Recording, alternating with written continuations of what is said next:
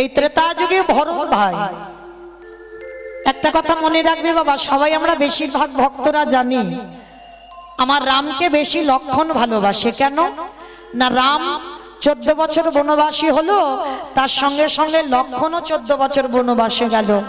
তাহলে এরকম ভাই জগতে বড় দুর্লভ।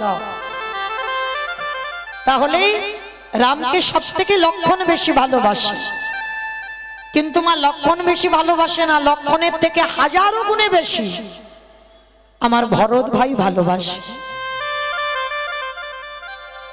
এই ভরত ভাইয়ের প্রেমটা কেমন জানো? ভরতের ভালোবাসাটা কেমন? এখানে বাবা যদি কেউ ভাইয়ে ভাইয়ে লড়াই চলে, ভাইয়ে ভাইয়ে বিচ্ছেদ হয়, ভাইয়ে ভাইয়ে এতটুকু জায়গা জমি নিয়ে যদি লাঠালাঠি হয়, আমার এই কথাটা শ্রবণ করার পর আমার বিশ্বাস অবশ্যই তার চেতনা ফিরবে। ভাই যদি হতে হয় এরকম ভাই হয়, তবে জড়জগতে বাবা হঠাৎই হয় না এরকম ভাই। এখন তো জড়জগতে বাবা একটুখানি জায়গার জন্য লাঠালাঠি হয়, খুনোখুনি হয়, মারামারি হয়। শুধু খুনোখুনি মারামারি নয়, একেবারে থানা পুলিশও হয়, মামলা পর্যন্ত চলে ভাই ভাই। শুধু মামলা চলে না বাবা, পাঁচিল তুলে দেওয়া হয়, আর এক ভাই আর এক ভাইয়ের মুখ দেখতে চায় না। কিন্তু এদের ভাই বলে না, এদের কোনোদিন ভাই বলে না। ভাই তো তাদেরকে বলবে এই ভরতের চরিত্র শ্রবণ করে। এই ভরত ভাই, এই যে ভরত ভাই যে কিনা রামকে এতটাই ভালোবাসতো, কিন্তু মা রাম যখন বনবাসী হয় তখন বলেন তো ভরত কোথায় ছিল? ভরত কোথায় ছিল? মামার বাড়ি। বেশ, মামার বাড়ি ছিল। আর মামার বাড়ি থেকে ফিরে এসে যখন জিজ্ঞেস করলো মন্থরা, মানে কইকেয়ী মার দাসী, মন্থরা আমার জ্যেষ্ঠ দাদা কোথায়? মন্থরা এক বাক্যে বলেছিল সে পিতৃসত্য পালনার্থে কইকেয়ী মার কথা রাখতে বনবাস। যখনই বলল কইকেয়ী মার কথা রাখতে বনবাস, ভরতের মাথায় যেন বিনা মেঘে বজ্রাঘাত পড়ল। পাগলের মতো ভরত ছুটে গেল বনবাসে। রামচন্দ্র যেখানে দাঁড়িয়ে আছে বাবা, রামচন্দ্রকে দেখে সাষ্টাঙ্গে দণ্ডবাদ প্রণাম। রামচন্দ্র দেখে বলেছিল, ভাই তুই কি বাড়িতে খবর পাসনি? 14 বছর না হলে তো আমি অযোধ্যায় ফিরব না, তাই তুই চলে যা। কেন এসেছিস? আর তুই বললে তো আমি যেতে পারবো না অযোধ্যায়। কথাটা শোনার পরে ভরত বলছে, দাদা যে মার কথা রাখতে বনবাসী হয়, যে বাবার কথা রাখতে বনবাসী হয়, সে কি কোনোদিন একটা ভাইয়ের কথা শুনে অযোধ্যায়?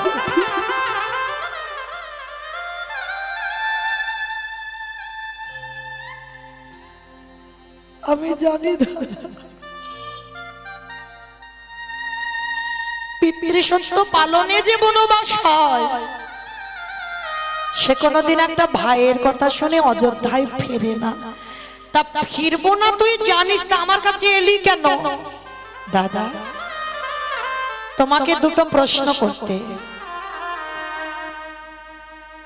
আমার মা যে বাবার কাছে দুটো বর চেয়েছিল, ওই দুটো বরের মধ্যে কোন বরটা আগে চেয়েছিল? কি মায়েরা আপনারাই বলেন, কোন বর আগে চেয়েছিল? রাম বনে যাক না ভরত রাজা হোক?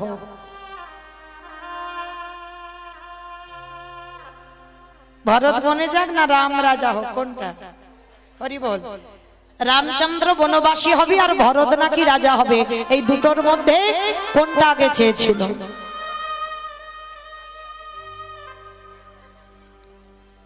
না, আগে বলেছিল আমার ভরতে যেন রাজা হয়, তারপরে বলেছিল রাম যেন বনে যায়। যার জন্য তো ওই জায়গাটাই ধরল, বলেছিল উত্তর দাও।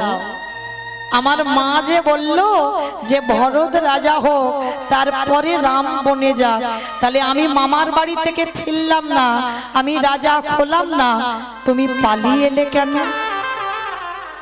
দাদা, তুমি জগৎকে বোঝাতে পারো ভুল, কিন্তু তোমার ভরত ভাইকে নয়। তোমার ভরত ভাইকে তুমি ভুল বোঝাতে পারো না, কারণ আমি জানি আমি মামার বাড়ি থেকে ফিরে আমি যদি রাজা হই, আমি আদেশ দিতাম কেউ বনবাসে যাবে। ভরত বলে উঠল, দাদা তুমি জানতে যে ভরত যদি একবার রাজা হয়, ও কোনোদিন আমাকে বলবে না, আদেশ দেবে না যে আমি যেন ওই অযোধ্যা থেকে বনবাসী হই। তাই দাদা, তোমার কাছে আমার নিবেদন, 14 বছর হয়ে গেলে তুমি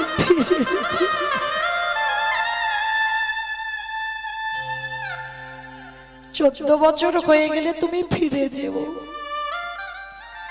আর 14 বছর পরে যদি একবেলা বয়ে যায়, গিয়ে দেখবে তোমার ভরতের মরা দেহটা পড়ে আছে।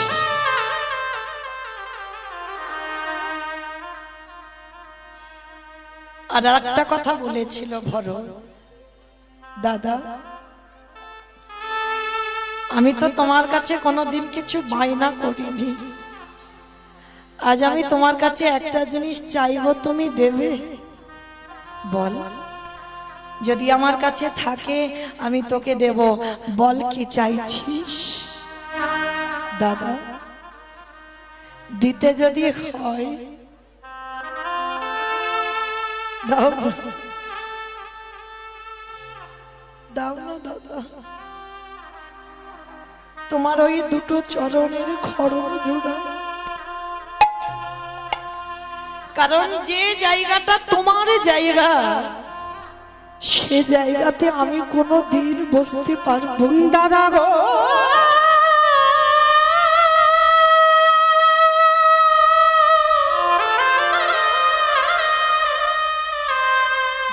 তোমার খরমে যুগা তুমি আমায় দান করো, আর কোনোদিন কিছু চাই আমি আর তো কিছু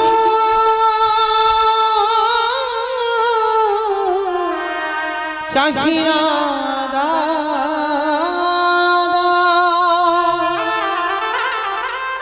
সিংহাসনে তোমার খড়ম রেখে আর আমি ধুলার পরে বসে তোমার ওই খড়ম যুগল আমি সেবা করব। সেদিন আমার রামচন্দ্র কেঁদে বলল, ভাই রে, আজ আমি তোরে দাদা, তুই আমার ভাই হলি বটে, কিন্তু রামচন্দ্র বলছে আমি তো আমার মার জন্য বনবাস নয়, বাবার জন্য বনবাস নয়, বনবাস আমি আমার কাজের জন্য হয়েছি, কিন্তু তুই প্রতিবাদ করতে পারলি না। কথা দিলাম আমি 14টা বছর আমার খড়ম যে তুই সেবা করবি, এর পরের জন্মে তুই হবি আমার সুদামা বন্ধু। ওরে ভাই রে,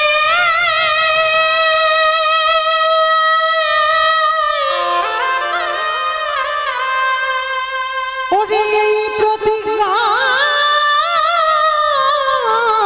করে গেলাম, ওরে পর জনমে তুই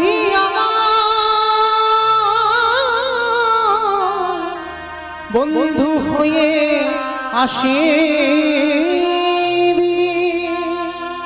পরের জন্মে তুই হবি আমার বন্ধু সুদামা, সেদিন আমি ব্রজেন্দ্র নন্দন কৃষ্ণ হব। সেদিন আর ভাই ভাই নয়, যেদিন তুই সুদামা হবি, যেদিন আমি কৃষ্ণ হব, যেদিনে দ্বারকায় তুই যাবি আমার কাছে, আমি কথা দিলাম এই যে 14 বছর আমি রামচন্দ্র আমার খরম তুই সেবা করলি, আমি তোর কাছে ঋণী হয়ে গেলাম।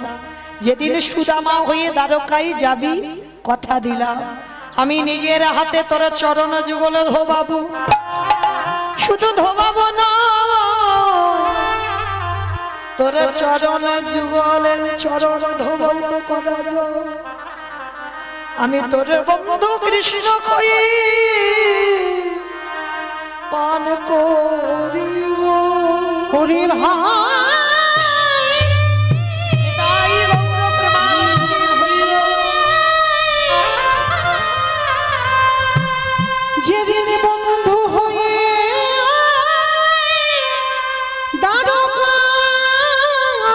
দ্বারকায় যাব, সেদিন সকলের ঋণী আমি পরিশোধ করি। কথা দিলাম সেদিন আমি তোর ঋণ শোধ করে দেব। সেই ভরত ভাই আজকে দাপরেতে কৃষ্ণ অবতারে সুদামা বন্ধু হয়েছে। তো আজকের বন্ধুরা সবাই গেছে মা গোষ্ঠে গোচরণ করবে, খেলা খেলবে। কি খেলা হবে না? বিনোদ খেলা। আমার বিনোদ খেলার কথা অর্থ হচ্ছে নূতন। ভগবান আজকের একটা নতুন খেলা খেলবে। কি খেলা না? কাঁধে চড়া আর কাঁধে করা। কে কাঁধে চড়বে আর কে কাঁধে করবে? বন্ধুরা সবাই বলছে কানাই তুই রোজ চোর হোস, তুই চোর হবি। আমার গোবিন্দ বলছে না, রোজ রোজ আমি চোর হই, কিন্তু আজকে চোর হব না। আজকে তোদের মধ্যে একজন কেউ চোর হ না বন্ধু। ভগবান চোর হবে না। সবাই বলছে কেউ চোর হবে না, তাহলে কি হবে? বলে শোন একটা কথা আছে। কি কথা না? শোন, যতজন বন্ধু আছি ততগুলো পাতা আনবো, আর তার ভিতরে একটা পাতা ছিদ্র করে দেব, আর ওই ছেঁড়া পাতাটা যার ভাগ্যে পড়বে সেই হবে আজকের খেলায় চোর। বলে এটা ঠিক কথা বলেছিস, সেটা মন্দ বলিসনি। তবে শোন, সবার চোখ বেঁধে দেব, আর সবার পাতা একসঙ্গে যখন নেওয়া হবে তারপরে চোখ খোলা হবে। বলে তাই হবে। সমস্ত বন্ধুদের চোখ বেঁধে দিল। এইবার একে একে বন্ধুরা পাতা নিল। সমস্ত বন্ধুরা যখন পাতা নিল না, এইবার সবাই কৃষ্ণকে বলছে এই গানাই নে, এবার তোর চোখটা বেঁধে দি। কৃষ্ণের চোখ শক্ত করে বেঁধে দিল, আর শক্ত করে বেঁধে দিয়ে এইবার কৃষ্ণ পাতাটা তুলছে। সবার তো নেওয়া হয়ে গেছে, কৃষ্ণ শেষে পাতাটা। সবার পাতা যখন নেওয়া হয়ে গেল, নে এবার সবাই চোখ খোল। এবার সবাই চোখ খুললো, আর চোখ খুলে বাবা দেখে না, সবাই একটা একটা করে পাতা দেখছে। সবার ভাগ্যে ভালো পাতা। আর যে বলেছিল আজকের খেলায় চোর হবে না, তার ভাগ্যেই ছেঁড়া পাতা পড়েছে। আর যেই না দেখেছে কানাইয়ের ভাগ্যে ছেঁড়া পাতা, সবাই বলে উঠলেন কানাই চোর, কানাই চোর, কানাই চোর, কানাই চুপ কর, চুপ কর। কানাই চোর, কানাই চোর, কানাই চোর বলে লাফাচ্ছে। আরে আমি যে চুরি করি, আমি কি চুরি করে একা খাই? আমি তো তোদেরকে দিয়ে খাই, তাহলে কিসের জন্য বলছিস আমাকে চোর? বৃন্দাবনে সবাই আমায় বলে আমি ননি ছুড়া, সবাই বলে আমায় ক্ষীর চোরা, সবাই বলে আমায় মাখব চোরা। আমি কোনোদিন প্রতিবাদ করি না। বৃন্দাবনে তোদেরকে কেউ চোর বলে না, সবাই আমায় চোর বলে, কিন্তু আমি চুরি করি শুধুমাত্র তোদের খাবার জন্য। কারণ আমার মা তো নবলক্ষ ধেনু দহন করে ক্ষীর ননি রাখে, আমার তো কিছু অসুবিধা নেই খাবার, শুধু তোদের জন্য চুরি করি। আর আজকের একটু খেলায় চোর হয়েছি বলে চোর চোর বলে চেঁচাচ্ছে। ঠিক আছে, আমার কাঁধে চড়বি তো আয়, কি আমার কাঁধে উঠবি, আগে আয়। এই জায়গাটা ভালো করে বুঝবেন বাবা, আমার ভগবান তো বলেছিল আজকের খেলায় চোর হবে না। তাহলে ভগবানের ইচ্ছাতে যদি জগৎ চলে, তিনি যদি ইচ্ছাময় হয়, তিনি যদি কৃপাময় হয়, বিশ্ব ব্রহ্মাণ্ড যদি যার ইঙ্গিতে চলে, সেই ভগবান কি পারলে পারতো না যে আজকের খেলায় আমি চোর হব না? ওই ছেঁড়া পাতাটা কারোর ভাগে দিয়ে দিতে পারতো না বাবা? খুব পারতো, তাহলে দিল না কেন? ভগবান আজকে এক কাজে দুটো কাজ করে নেবে। কিরকম খেলা খেলা হবে, আর ওর ভিতরে আর একটা কাজ হবে। কি কাজ জানো? ভক্তরে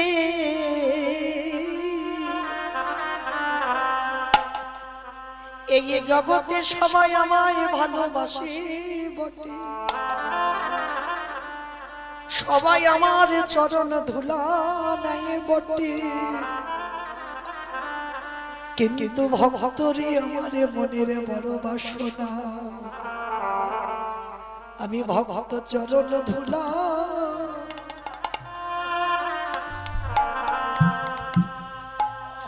চরণ ধুলায় অঙ্গে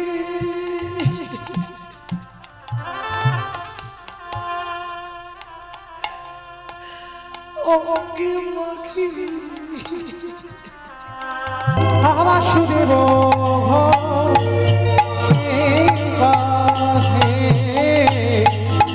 এইবারে প্রকাশ হলো।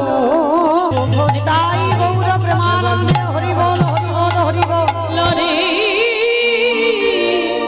বাসুদেব ঘোষে জানি। তাই চলুন এবার আমরা সবাই যাব মধুময় সুধাম বৃন্দাবন ধাম। এতক্ষণ যখন নবদ্বীপে ছিলাম, সবাই দিকে আবার প্রেম সে বলেন তো গৌর সুন্দরে কি, নবদ্বীপ ধাম কি, সচির নন্দন কি, বিষ্ণু প্রিয়া কি, নিতাই চাঁদ কি, ভক্ত বৃন্দ কি, হরিবাসর ধাম কি, সাধু গুরু বৈষ্ণব কি, আপন আপন গুরুচরণ কি, কমিটি বৈষ্ণব কি, হরিনাম যজ্ঞ কি, মহাপ্রসাদ কি, আজকের আনন্দ কি, নিতাই গৌর প্রেমানন্দে। চলেন এবার আমরা সবাই যাব মধুময় সুধাম বৃন্দাবন ধাম। আর বৃন্দাবনে যেতে গিয়ে আমরা একটা ভজন গাইতে গাইতে যাব, কেমন? কি মায়ের একটা ভজন হবে তো? ভজন হবে?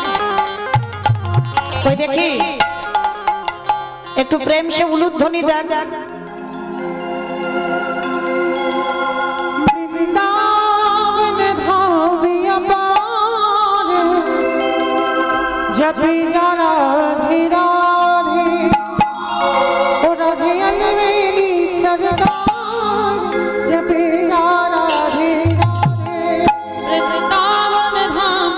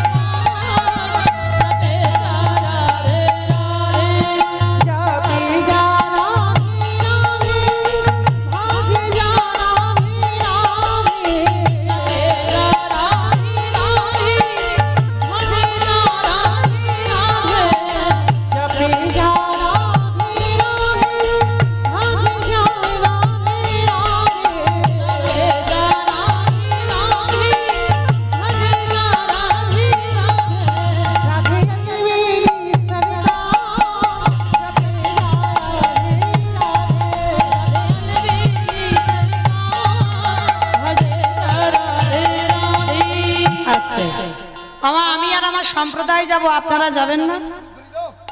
যাবেন? যারা যারা যাবেন কই দেখি একবার সবাই হাত দুটো তোলো তো দেখি একবার সবাই। এইদিকে আমার দাদা ভাই, বাবা ঠাকুর ভাইরা যারা আছেন সবাই একবার হাত দুটো দেখি তোলেন সবাই। ওই রাস্তায় যারা ওই হাত আসেনি সবাই একসঙ্গে, সব ধসে যাচ্ছে কেন? ধসে গেলে হবে না তো, তোলো দেখি সবাই একসঙ্গে তালে তালি করো, তালি কেমন? तू वृंदावन में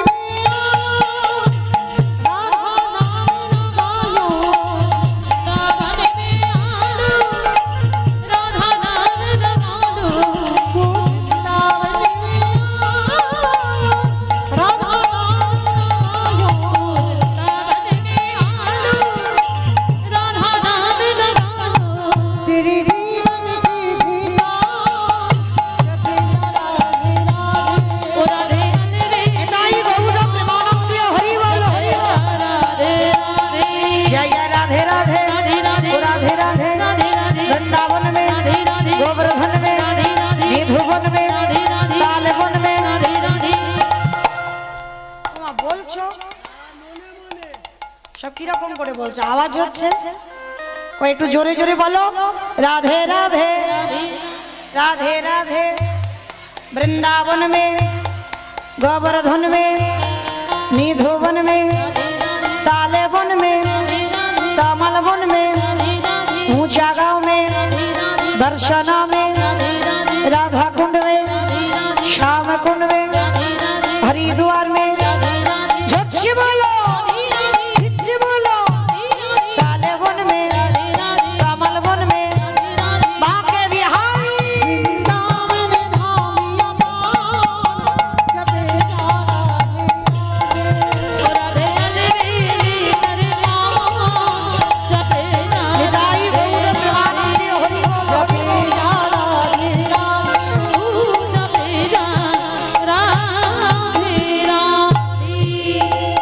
बोलो राधा रानी की। জয়টা ঠিক হলো না। এই জায়গাটার নাম কি? আড্ডিরাবাদ, তাই তো? আচ্ছা, তোমাদের এই আড্ডিরাবাদে শাশুড়ি বৌমাতে ঝগড়া টগড়া হয় না? হয় না? দাদা ভাইরা বলছে হয় না। হয়? বেশ, মায়েরা বলছে হয়। আচ্ছা ঠিক আছে, এখানে নয়, আপনাদের এই সোনারপুর এলাকায় একটু কম হয়, আমার ডায়মন্ড হারবার এলাকায় বেশি হয়। কেমন? তো কিন্তু হয়, হয়, কেউ বলতে পারবে না যে হয় না, কম বেশি হয়। আচ্ছা, ওই শাশুড়ি বৌমাতে ঝগড়া হলে যে গলাটা বার হয় সেই গলাটা একটু বের করো তো দেখি, একটু জোরে বলো। কেমন? বলো রাধা রানী কি। তার মানে হয়। वृंदावनेश्वरी की, जमुना मैया की, नंदो गांवों की, ऊंचा गांवों की, वर्षानमों की, भक्त वृंदों की, हरिवासर धाम की, साधु गुरु वैष्णव की, अपन अपन गुरु चरण की, निताई गौर प्रेमानंदे। राधे। এবার আপনাদের কাছে আমার একটা বিনীত নিবেদন, আমার এসে শোনা আমার অনেক দিদি ভাইরা, মায়েরা, বোনেরা মাধুকরী করে ভিক্ষা করে এই হরি নাম যজ্ঞের আয়োজন করেছেন। তো তাদের উদ্দেশ্যে আপনাদের কাছে আমার নিবেদন, তারা আপনাদের কাছে যাবেন আজকে কারার মতো শেষ, তো আবার 1 বছর পর।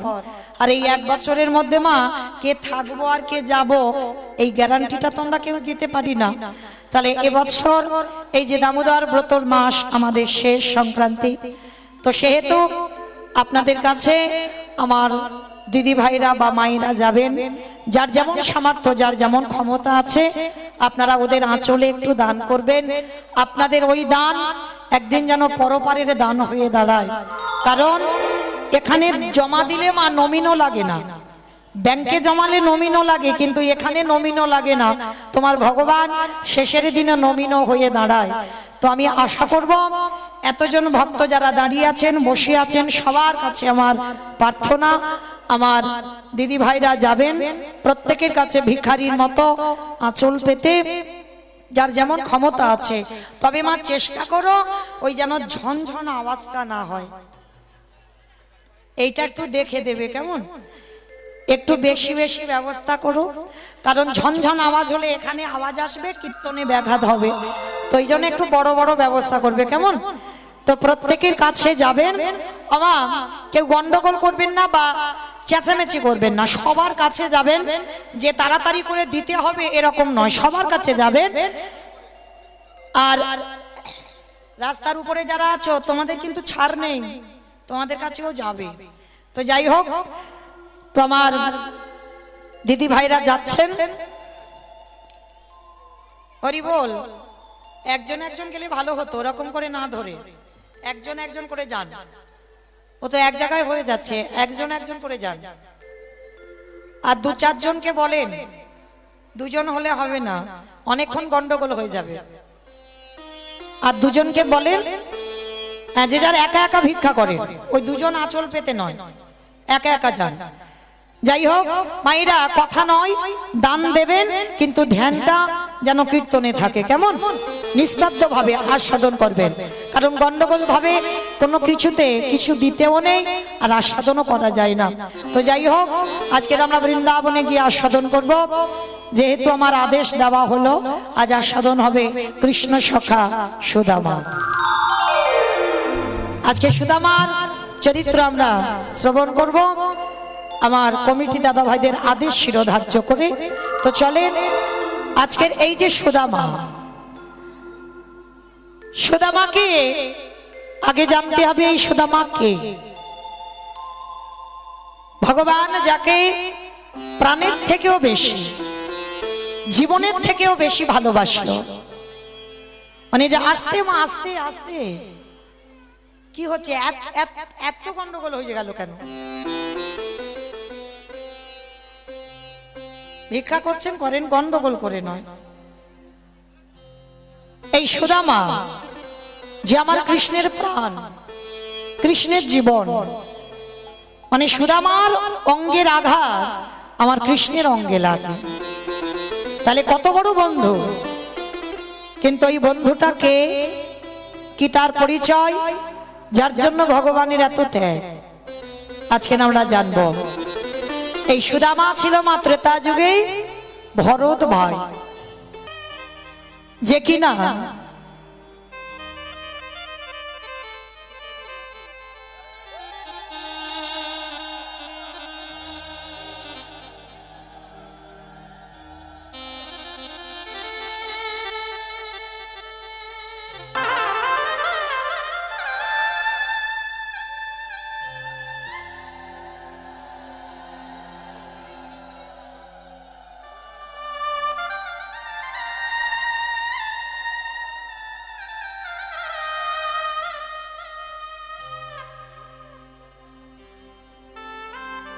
নিতাই গৌর কৃষ্ণ প্রেমানন্দী হরি বল হরি বল হরি বল হরি বল।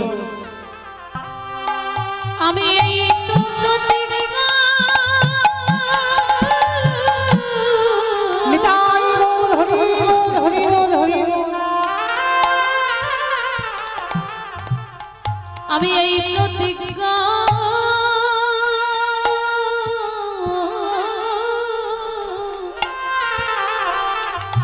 করে রাখলাম, আমি যে ভক্ত পদ ধুলা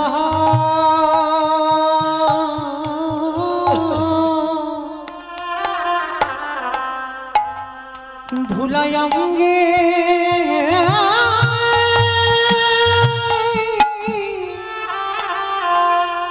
অঙ্গে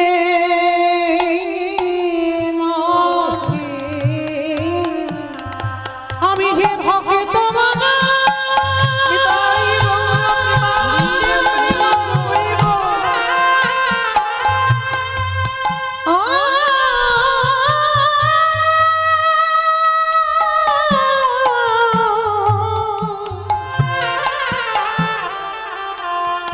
আমি যে ভক্ত বাবা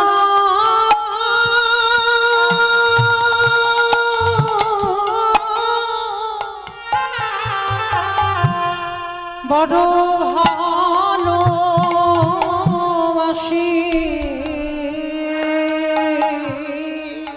তাই তো ভক্ত পদ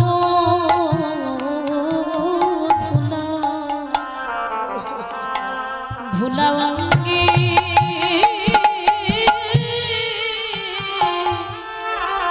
অঙ্গে মাখি মায়েরা দেখো কেমন ভক্ত আর কেমন ভগবান